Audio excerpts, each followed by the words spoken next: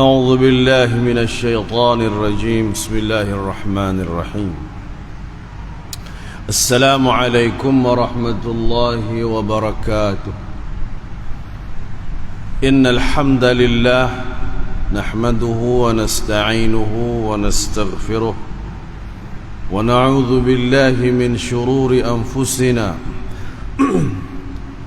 ومن سيئات أعمالنا. من يهده الله فلا مضل له ومن يضلله فلن تجد له وليا مرشدا. أشهد أن لا إله إلا الله وحده لا شريك له وأشهد أن محمدا عبده ورسوله. اللهم صل على سيدنا ومولانا محمد وعلى آله وأصحابه ومن استنى بسنته إلى يوم الدين. قال الله تعالى: يا أيها الذين آمنوا اتقوا الله حق تقاته ولا تموتن إلا وأنتم مسلمون. يا أيها الناس اتقوا ربكم الذي خلقكم من نفس واحدة وخلق منها زوجها وبث منهما رجالا كثيرا ونساء واتقوا الله الذي تساءلون به والأرحام إن الله كان عليكم رقيبا. يا أيها الذين آمنوا اتقوا الله وقولوا قولا سديدا يصلح لكم أعمالكم ويغفر لكم ذنوبكم ومن يطع الله ورسوله فقد فاز فوزا عظيما. أما بعد فإن أصدق الحديث كتاب الله وخير الهدي هدي محمد صلى الله عليه وسلم وشر الأمور محدثاتها وكل محدثة بدعة وكل بدعة ضلالة وكل ضلالة في النار. Yang berusaha barisan pentadbir Masjid Setia Alam, pegawai dan ahli jawatan kuasa, yang dimuliakan tuan-tuan imam, tuan-tuan guru, tuan-tuan muazzin, tuan-tuan siap, datuk-datuk, pengantin, pemimpin masyarakat, khususnya tuan-tuan dan perempuan, hadirin hadirat, muslimin dan muslimat, tetamu Allah Azza wa Jal yang dikasihi sekalian. Alhamdulillah, saya menyeru diri saya dan tuan-tuan sekalian, sama-samalah kita meningkatkan taqwa kita kepada Allah dengan terus istiqamah melaksanakan ketaatan dan berusaha dalam masa yang sama meninggalkan segala maksiat dan perkara-perkara keji. Juga marilah sama-sama kita bersyukur kepada Allah kerana masih lagi diizinkan kita untuk melaksanakan ibadah di samping berusaha sekuat mungkin untuk kita berdoa juga. Mudah-mudahan kita terhindar daripada wabak ataupun malapetaka semua, insya-Allah. Muslimin muslimat, mudah-mudahan berada dalam keredaan Allah Azza wa Jalla. InsyaAllah pada malam ini kita akan masuk kepada tajuk i'tikaf, ya, i'tikaf, iaitu muka surat 425.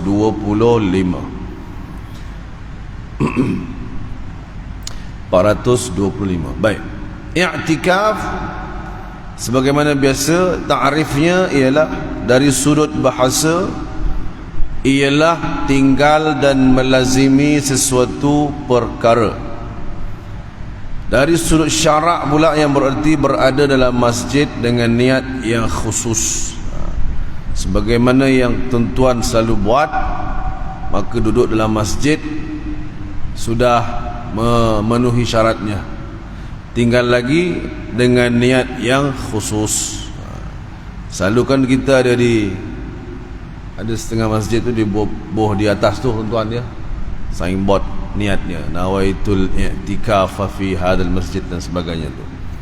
Mengingatkan kita, bukannya dibaca niat tu di dalam hati kan, tapi mengingatkan kita kalau masuk, oh niat dulu. Kerana kalau tidak ada niat apa-apa, dia jadi kosong lah. dapat pahala masuk masjid ialah tuan-tuan ya, pahala iktikafnya tak dapatlah kerana niat tak ada ya. Tapi kita kata ya perkara mudah, hanya duduk diam sahaja pun boleh dapat pahala kerana berniat dengan niat yang khusus. Dalil dan syariatkan i'tikaf. Firman Allah Subhanahu wa ta'ala, a'udzubillahi minasyaitonir rajim, wala tubashiruhunna wa antum 'akifuna fil masajid. Maksud dia, dan janganlah kamu setubuhi mereka ketika kamu sedang beriktikaf di masjid. Surah Al-Baqarah ayat 187. Al-Imam Al-Bukhari dan Muslim meriwayatkan daripada Aisyah radhiyallahu anha, Nabi sallallahu alaihi wasallam telah beriktikaf pada 10 akhir bulan Ramadan. Kemudian isteri-isteri baginda sallallahu alaihi wasallam beriktikaf selepas kewafatan baginda sallallahu alaihi wasallam. Baik, ayat Allah Taala tuan-tuan yang saya baca tadi tu, dia ceritanya poinnya ialah iktikaf itu ya. Cuma nak bagi tahu kepada umat bahawasanya kalau kamu sedang iktikaf, jangan buat perkara sebagaimana kamu buat di rumah dengan isteri ya, iaitu perbuatan jima'. Kan hukumnya haram perbuatan itu di masjid, walaupun itu ialah isteri kita. Tetapi yang jadi syahid di sini ialah perkataan wa antum ma'akifuna fil masajid. Jadi ulama sebut bahawasanya i'tikaf itu disyariatkan melalui ayat ini. Cuma jangan dipaham yang larangan tadi itu menjadi dalil khusus ya. Tapi kita kata bermaksud perbuatan i'tikaf itu wujud dan juga dia adalah syar'i. Kerana Allah sebut janganlah kamu menyetubuhi isterimu ketika kamu i'tikaf di masjid. Jadi perbuatan i'tikaf yang belakang itu menjadi dalil yang tepat pada perbuatan i'tikaf. Kemudian perbuatan Nabi sallallahu alaihi wasallam dan juga perbuatan isteri baginda sallallahu alaihi wasallam juga menjadi dalil bahwasanya perbuatan ini masyru'ah ataupun disyariatkan, bukan dia perbuatan yang direka-reka dan sebagainya. Walaupun dia nampak macam tak buat apa-apa ya tuan-tuan ya, duduk saja. Ataupun paling tidak kita ni kalau masuk masjid mesti buat 2 rakaat dulu kan, kemudian kita duduk saja, tidak membaca Quran pun tidak, duduk saja, pun sudah diberi pahala kerana perbuatan itu dibuat oleh Nabi sallallahu alaihi wasallam. Begitu ya. Baik, i'tikaf terdapat dalam syariat terdahulu sebelum syariat yang ada sekarang ni. Maksudnya juga pada nabi-nabi terdahulu. Ia telah dikenali sebelum Islam berdasarkan firman Allah Subhanahu wa taala. A'udzu billahi minasyaitonir rajim, wa ahidna ila Ibrahim wa Ismail an tahhira baitiya lit-ta'ifina wal 'akifina war-ruk'is sujud. Dan kami telah perintahkan kepada Ibrahim dan Ismail. Ini menunjukkan di syariat sebelum Nabi Muhammad sallallahu alaihi wasallam. Kita bukan cerita berbezanya mereka itu, maksudnya berbezanya agama. Dah agama tetap satu, iaitu agama tauhid kepada Allah. Cumanya kan kita kataan Islam itu dia tidak dikenali sehinggalah Nabi sallallahu alaihi wasallam diutus sebagai rasul. Perkataan Islam itu dia syai' ataupun tersebar dan popular ketika Nabi itu dilantik sebagai rasul. Maka sebelum-sebelum itu dalam Quran pun cuma disebut muslimun, muslimin. Maksudnya sama dengan Islam tuan-tuan. Kan muslimun orang yang menyerahkan diri, Islam ialah serah diri. Cuma jangan jadi keliru ya tuan-tuan ya, kerana agamanya tetap satu. Tinggal lagi pelaksanaan ibadatnya itu ada sedikitlah berbeza berbanding Nabi ini dengan Nabi itu gitu. Tapi orangnya tetap agamanya tauhid kepada Allah Subhanahu wa taala. Daripada zaman Nabi Adam sudah begitu ya. Baik. Dan kami telah perintahkan kepada Ibrahim dan Ismail dengan berfirman, bersihkanlah rumahku dari apa yang diharamkan oleh untuk orang-orang yang bertawaf dan yang beriktikaf serta yang rukuk dan yang sujud kepadanya. Al-Baqarah ayat 125. Maka perbuatan tawaf itu sudah wujud lagi ketika zaman Nabi Ibrahim, tuan-tuan. Mungkin ada sebahagian kita yang dah faham dan tahu ini, tapi mungkin ada yang tak tahu juga. Sesungguhnya tuan-tuan, dia antara Nabi Ibrahim, Nabi Ismail, kemudian Isa, kemudian kepada Muhammad sallallahu alaihi wasallam itu jaraknya terlalu jauh, beratus tahun, 500 tahun. Jadi orang-orang yang hidup masa zaman ketiadaan Nabi itu, mereka ini melakukan haji dengan campur-campur aduk dia punya tata caranya, ya tuan-tuan. Tawaf pun tawaf juga, tawaf 7 kali, kemudian ada sembahan berhala juga dan sebagainya. Jadi perbuatan haji itu rosak. Maka kita tidak heran kerana kerja haji itu sudah lama berlaku, sebelum Nabi Muhammad sallallahu alaihi wasallam sahaja. Termasuklah korban, kan? Dua benda ni, korban dan haji, adalah syariat Nabi Ibrahim yang diteruskan oleh Nabi Muhammad SAW dengan pembersihan daripada syirik pada Allah Subhanahu Wa Taala. Sebab tu Allah beritahu Nabi Ibrahim, siap-siap dah bersihkan rumah aku ni untuk orang tawaf, untuk orang iktikaf, untuk orang rukuk, untuk orang sujud. Sebab tu tuan-tuan, Mekah itu memang sudah diberikan Allah kenikmatan. Pertama, keamanan. Kedua, rezeki yang melimpah luas sampai hari ini, ya. Maka ketika zaman sebelum Nabi SAW diutus sebagai Rasul, sehinggalah diutus sebagai Rasul, Mekah itu makmur kerana orang datang ke tempat itu untuk buat haji dan untuk mencari rezeki, ya tuan-tuan. Jadi orang-orang luar ni daripada Mekah datang pada musim haji, dan orang-orang Mekah itu mendapat dia punya laba itu dengan siqayatul hajj, yang ini memberi minum dan makan kepada orang-orang yang buat haji. Dia tangkap kontrak, tuan-tuan. Abu Jahal tu dia pegang, ya. Sebab tu nak masuk ke Mekah ketika itu perlu melalui jumruk ataupun pintu immigration dan custom Abu Jahal. Kerana itulah keuntungan dia pegang, ya. Betul. Sehinggalah orang buat haji pun ramai datang. Sebab tu Nabi SAW ada tempoh dakwah Nabi itu di Mekah. Nabi sehingga masuk ke kemah-kemah orang buat haji itu untuk cerita tentang Islam yang sebenar-benar ni. Walaupun orang tu buat haji, tapi haji tak betul, ya, kerana sudah bercampur-campur dengan berhala dan sebagainya. Jadi bila sebut tentang iktikaf, maka perbuatan itu telah dilakukan semenjak zaman dulu lagi, dan sehinggalah kepada hari ini.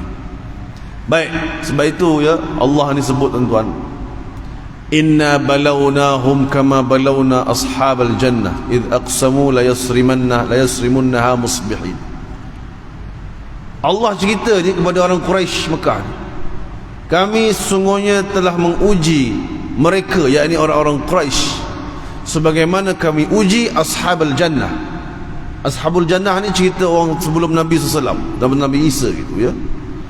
Ashabul jannah ni Allah beri nikmat dengan diberikan kebun yang penuh dengan hasil anggur, yang mana masa bapa dia jaga kebun tu, setiap kali nak menuai, bapa dia akan sisihkan bahagian untuk orang fakir miskin. So bila ayah dia mati, tuan kebun anggur tu meninggal, turun pada anak dia. Anak dia sudah panjang akal, dia kata, bapa kita dulu bagi kat fakir miskin, kita jangan buat lah, kita selalu bagi bapa supaya untung kita banyak. Sehinggalah Allah, anak dia kata apa, plan kita ialah sebelum subuh kita pergi tuai dulu, besok pagi orang miskin datang, buah dah tak ada, selamat. So Allah buat macam mana, tuan-tuan, fatafa alaiha ta'ifun min rabbik. Pada malam anak dia nak pergi tuai sebelum fakir miskin datang tu, Allah telah datangkan taufan. Ada yang sebut dengan taufan api, ada yang sebut dengan taufan biasalah, sehingga kebunnya itu dicabut pokoknya daripada tanah itu. Sebab tu bila sampai besoknya pagi nak pergi tuai, dia tengok, inna ladhalun, kita ni sesatnya bukan kebun kita ni. Kenapa? Kerana dah dah lainlah, dicabut pokok oleh Allah SWT. Itu nikmat Allah bagi kepada ashabul jannah. Kenapa Allah sebut ini kepada Quraisy? Kerana Quraisy juga diberi nikmat oleh Allah. Pertama, Allah muliakan bangsa itu dengan Abdul Muttalibnya, orang-orang yang mulia, Bani Hashim dan sebagainya. Kemudian Allah beri keamanan kepada Mekah. Mekah ni tuan-tuan kena serang sekali je, iaitu ketika Abrahah. Itu pun gagal, kerana Abu Talib tahu Baitullah ini jangan risau kerana ada orang yang jaga dia, iaitulah Allah SWT. Kemudian orang-orang Mekah Quraisy diutuskan satu orang yang bernama Muhammad sallallahu alaihi wasallam untuk menarik kepada akidah kepada Allah. So nikmat-nikmat ini telah didustakan oleh orang Quraisy di Mekah itu, sehingga akhirnya mereka mendapat balasannya ketika peperangan. Jadi banyak tentang orang-orang Quraisy ini Allah balas mereka ketika perang, kerana Allah dah sebutkan umat Muhammad ni tidak akan diazab sebagaimana umat terdahulu, ya. Jadi azabnya begitulah. Perang Badar mati di situ Abu Jahal. Kemudian perang Uhud ada yang meninggal. Kemudian peperangan lain itu semua itu ada balasan daripada Allah. Maka orang-orang Makkah memang diberikan banyak kebaikan oleh Allah daripada zaman dulu, ya tuan-tuan, sehinggalah ke hari ini. Baik. Hikmah disyariatkan i'tikaf itu.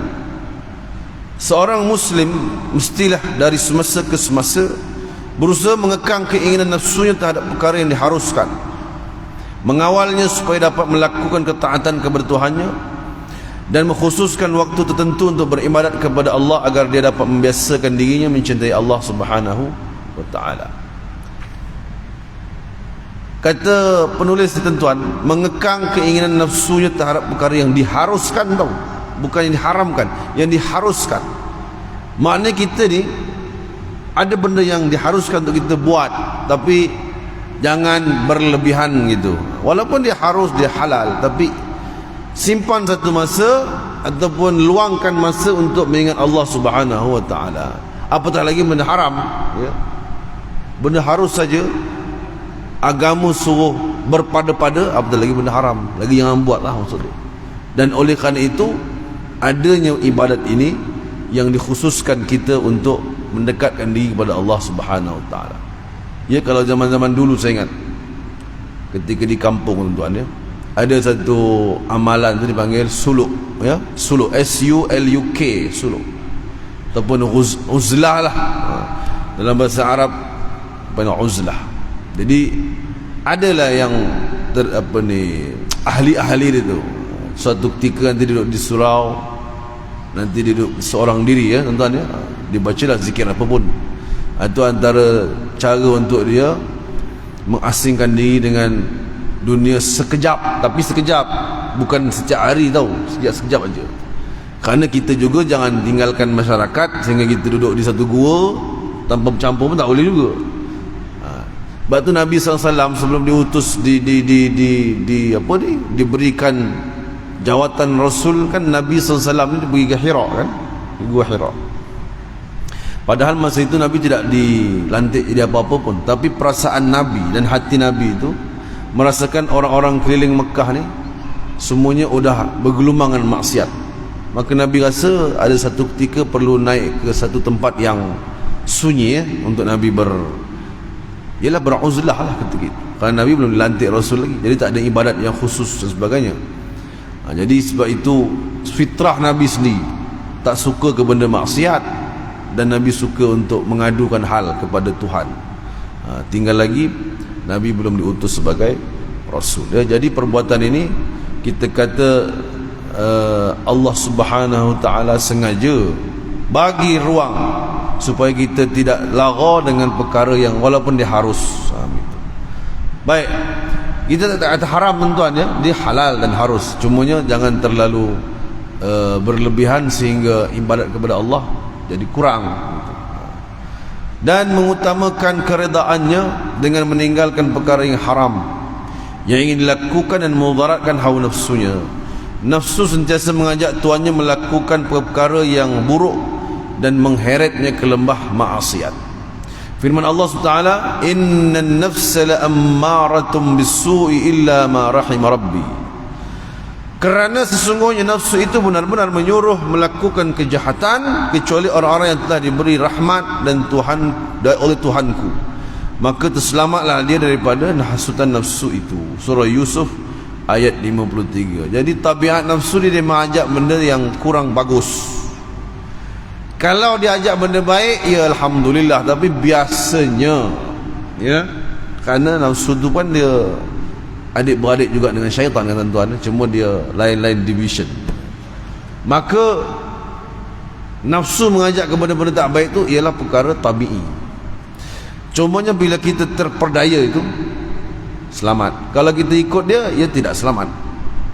Maka ditakdirkan kita ada iktikaf ini, tuan-tuan, ya. Dia sekurang-kurang mengekang. Dia kita kata, nanti saat orang kata apa, iktikaf rajin pun mencuri pun rajin, katanya.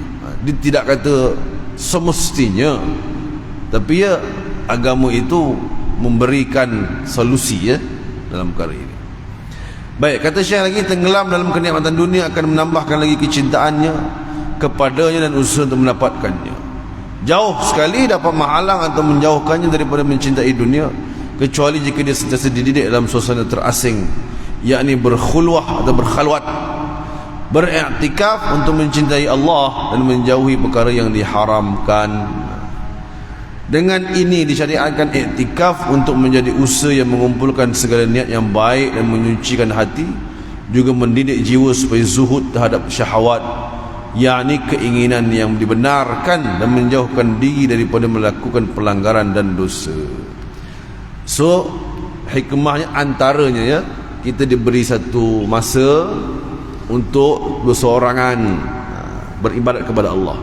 Jadi tuan-tuan, kalau kita nampak di masjid ada yang kita kenal seorang-seorang, elok jangan dikacau dulu, ya. Mungkin dia sedang bermunajat dengan Allah dan sebagainya. Nanti dia baru nak start, ya, orang datang dah jadi sembang lah. Bila sembang tak ada iktikaf lah, tuan-tuan, ya. Walaupun niatnya iktikaf lah, tapi kita kata yang kata uzlah atau berkhulwah tu tak ada lah, tuan-tuan.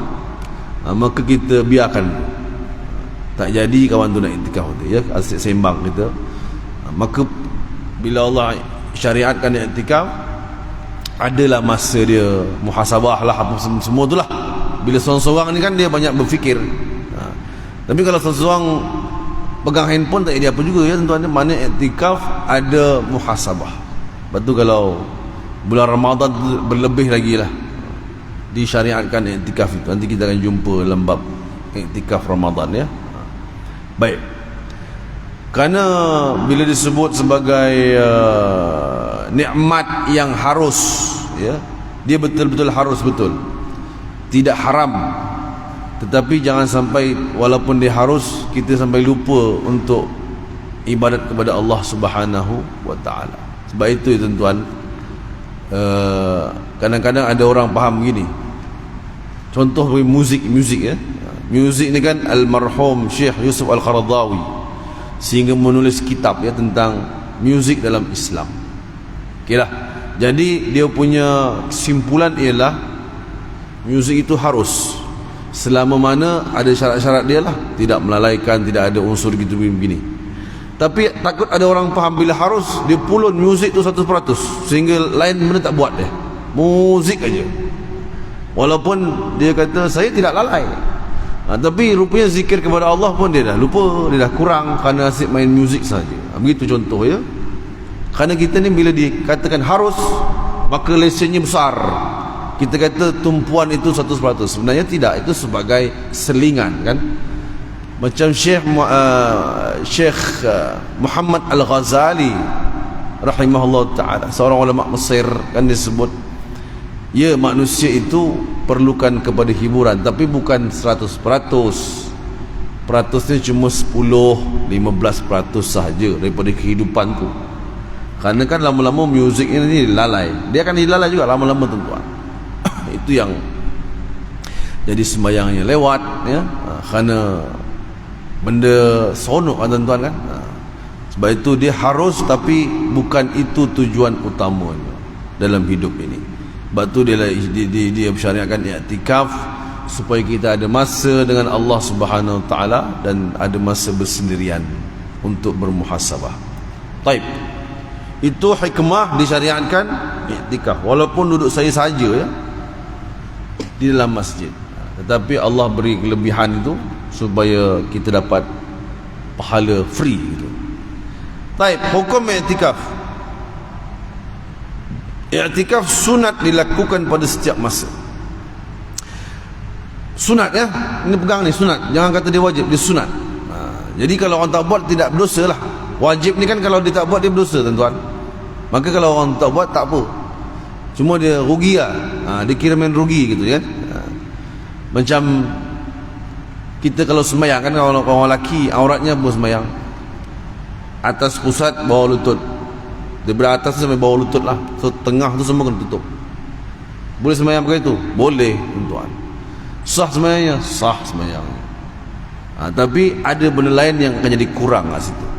Pertamanya tidak mengikut sunnah Nabi SAW. Kerana Nabi SAW dia tidak pernah diriwayatkan sembahyang begitu tuan-tuan ya. Pakai tuala tak ada, pakai kain pelekat digulung tak ada. Tapi dari sudut hukum basic dia sah.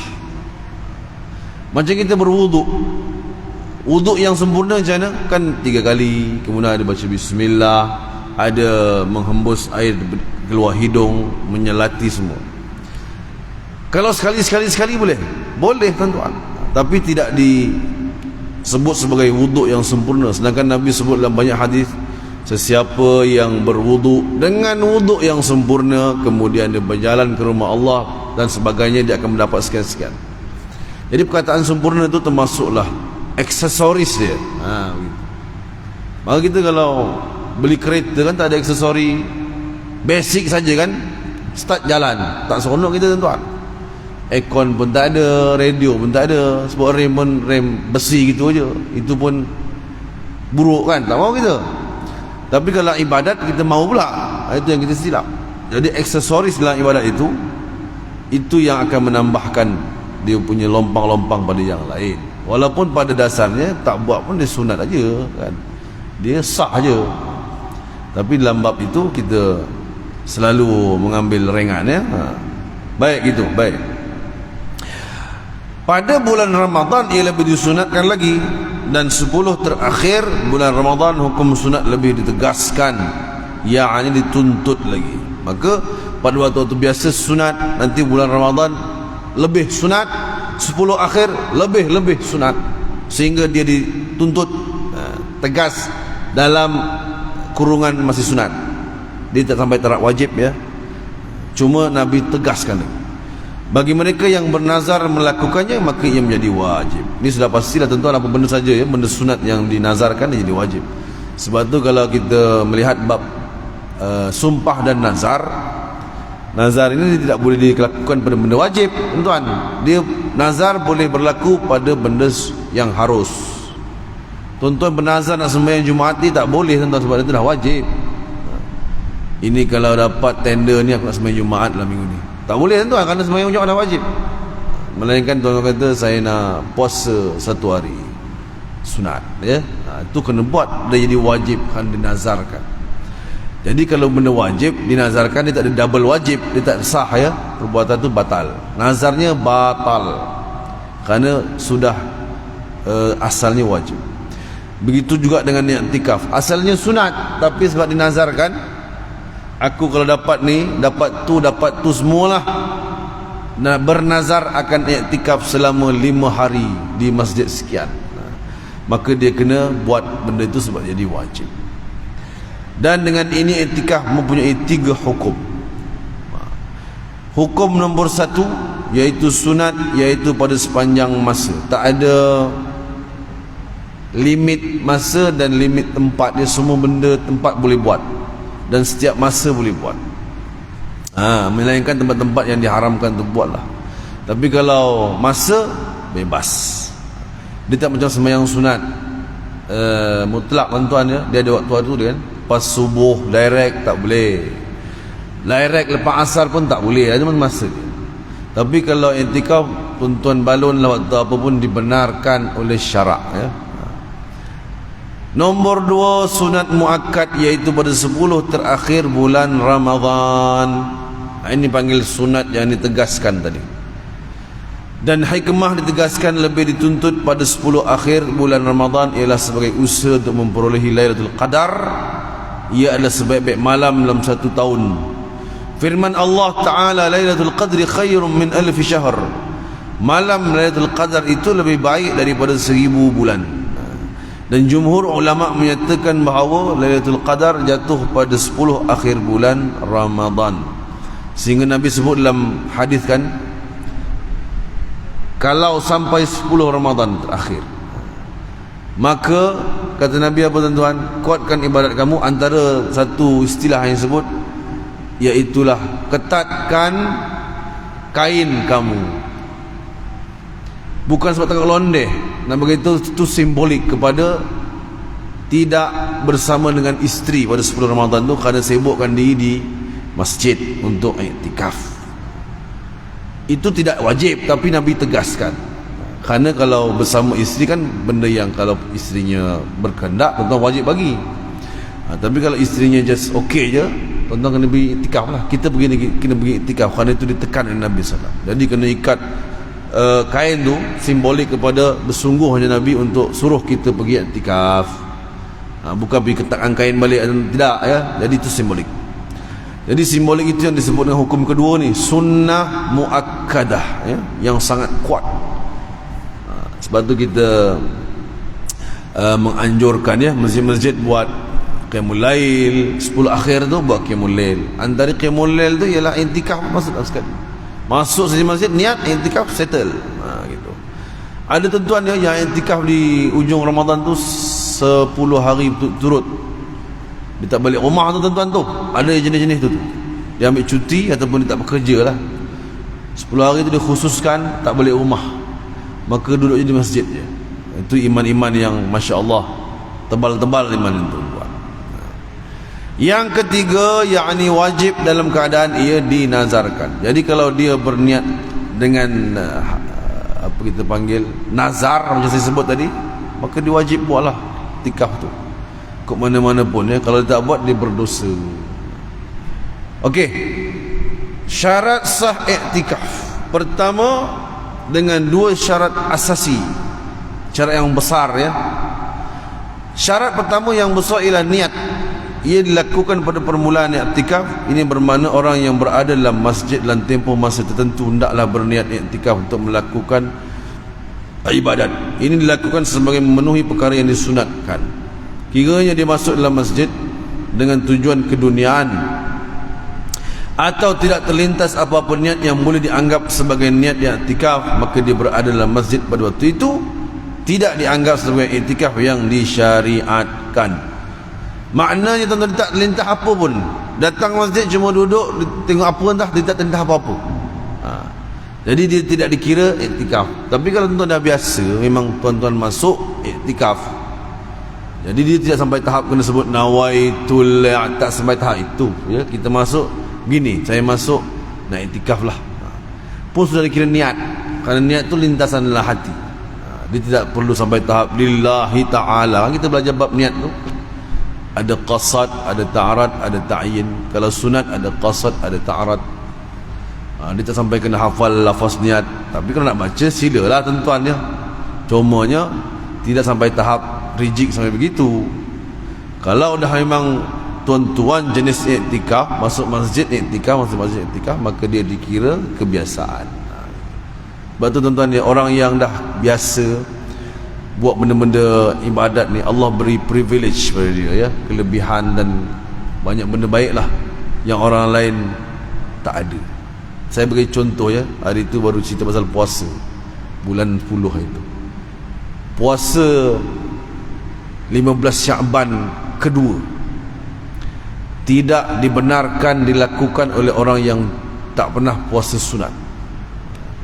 Tapi orang-orang yang biasa puasa sunat, Allah beri dia kad ahli, kelebihan.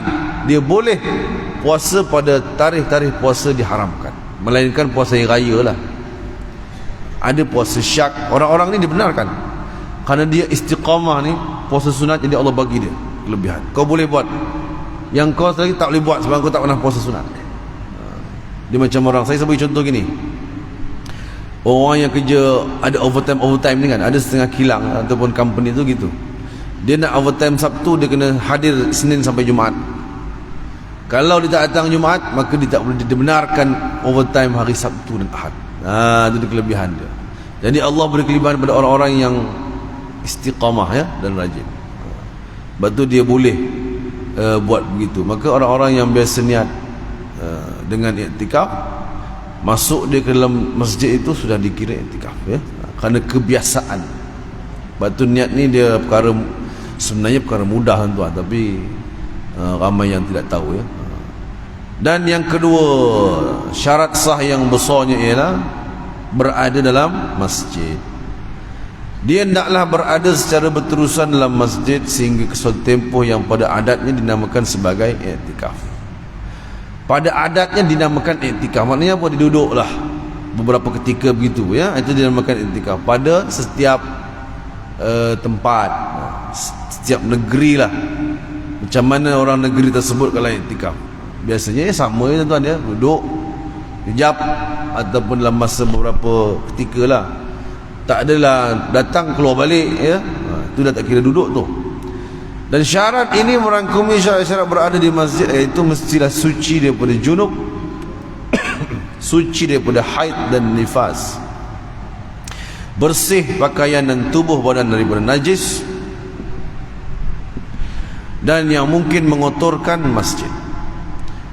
Sekiranya dia keluar dari masjid tanpa uzur, maka iktikafnya terputus atau iktikafnya batal. Dan sekiranya dia keluar kerana keperluan, maka iktikafnya tidak terputus dan dia termasuk dalam hukum iktikaf yang berterusan. Dia gitu, ada hukum-hukum dia. Kalau keluar sesaja, dia kena buat barulah tuan. Cuma nak bagi tahu tidaklah batal tu dia berdosa, tidak. Cumanya jangka masa itu dipanggil apa? Jam dia. Kan kalau orang kerja kan ada jam kerja dia gitu. Maka dikira sudah jam kerja. Saya contohkan begitulah supaya mudah faham. Macam pilot ada jam penerbangan dia, maka orang iktikaf adalah masa dia, direkod tu nanti oleh malaikat yang mencatat. Kalau sekejap ya sekejap, pahalanya sikit lah. Kalau sepanjang itu pahalanya banyak lah. Dan kalau putus pun tak apa, kena patah balik niat semula, tak ada masalah ya. Dia bukan jadi isu yang besar. Dan untuk mendapatkan sunat i'tikaf tidak disyaratkan berpuasa, tapi yang penting ialah suci daripada hadas-hadas itu, sebagaimana kita nak buat ibadat kepada Allah ya. Dan puasa pun tidak disunatkan, boleh sahaja. Cuma kalau dia berpuasa adalah lebih bagus gitu. Tetapi disunatkan ia disertakan dengan puasa. Dalilnya ialah hadis yang diriwayatkan oleh Hakim daripada Ibnu Abbas radhiyallahu anhu bahawa Nabi sallallahu alaihi wasallam bersabda, "Laisa 'alal mu'takifi siyamun illa an yaj'alahu 'ala nafsihi." Orang-orang yang beriktikaf tidak wajib berpuasa melainkan apabila ia telah mewajibkannya ke atas dirinya. Jadi kalau nazar puasa, dia kena puasalah. Kebetulan dia datang duduk masjid dan dia iktikaf, maka puasanya di puasa nazar jadi wajib. Kalau tidak, dia tak wajib puasa ya. Cuma adalah lebih bagus. Dia cerita kalau lebih bagus tu orang ni kadang-kadang janji buat gitu kan tuan kan. Kerana manusia ni dia cari, kalau benda-benda ibadat ni kebanyakan orang suka ambil yang paling basic. Dengan alasan apa? Daripada aku tak buat, biar aku jadi buat katanya. Padahal nanti di akhirat dia akan nampak benda tu rugi pada dia. Dia akan menyesal, kalau aku tahu lah itu. Tapi dah mati semua, tak ada lah tuan-tuan. Sebab tu bila sebut dengan iktikaf di masjid dia adalah khilaf ulama' dalam bab ini, masjid dan surau. Cuma dirujuk kepada beberapa artikel ataupun karya ulama', terutama di negara kita ni, banyak fatwa negeri mengharuskan iktikaf di surau yang didirikan solat fardu 5 waktu ya tuan. Surau-surau taman, surau kampung yang sembahyang 5 waktu tu ada. Kerana kita diberi istilah kan, surau RNR, surau yang sekadar untuk orang sembahyang, maka dia tak ada jawatan kuasa, dia tak ada imam yang khusus dari surau gitu je. Yang itu tidak dibolehkan iktikaf. Tapi surau-surau yang ada jawatan kuasa, ada imam, ada bilal, ada pengurusi, Lebih lagi kalau didirikan solat Jumaat, confirm lah. Ini surau-surau yang tidak didirikan solat Jumaat tetapi didirikan solat fardu 5 waktu dan ada jemaah, maka banyak fatwa negeri-negeri membolehkan dia dilakukan i'tikaf dan tahiyatul masjid. Wallahu a'lam. Kebanyakan terutamanya Selangor ada, wilayah Johor dan beberapa negeri saya tak ingat tuan-tuan ya. Tapi dia tidak ada istilah tak boleh, melainkan surau itu surau-surau yang untuk orang singgah. Ini musalla dia panggil ya. Kalau musalla tak boleh lah tuan-tuan, kerana dia tak ada jawatan kuasa, dia tak ada sembahyang 5 waktu. Sembahyang pun suka-sukalah. Siapa yang datang dulu sembahyang, siapa yang tak datang lambat tak sembahyang itu. Maka dibolehkan iktikaf pada tempat-tempat ini. Apatah lagi kalau kita kan di Malaysia, kalau di belah Arab dipanggil ada masjid, ada jami', masjid ghair jami'. Masjid jami' ni masjid yang sembahyang Jumaat. Masjid ghair jami', masjid tak sembahyang Jumaat, tapi namanya masjid. Sebab tu masjid dekat ada setengah negara tu, negara Arab ya, pengalaman lah dekat. Dia nama surau tak ada tuan. Musalla pun tak ada, jarang ada. Dia pakai masjid. Tapi konteks kita di Malaysia yang tak sembahyang Jumaat dia namanya surau. Tak adalah yang masjid tak sembahyang Jumaat, melainkan tak tahulah mungkin bekas masjid gitu kan. Tapi kalau namanya masjid mesti sembahyang Jumaat di Malaysia.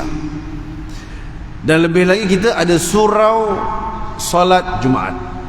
Itu hukumnya adalah sama ya dengan masjid. Cuma dari sudut gazet kerajaan dan pihak kuasa agama tempatan, bisa pihak berkuasa negeri, agama negeri yang menentukan dia masjid ataupun masjid surau diri Jumaat.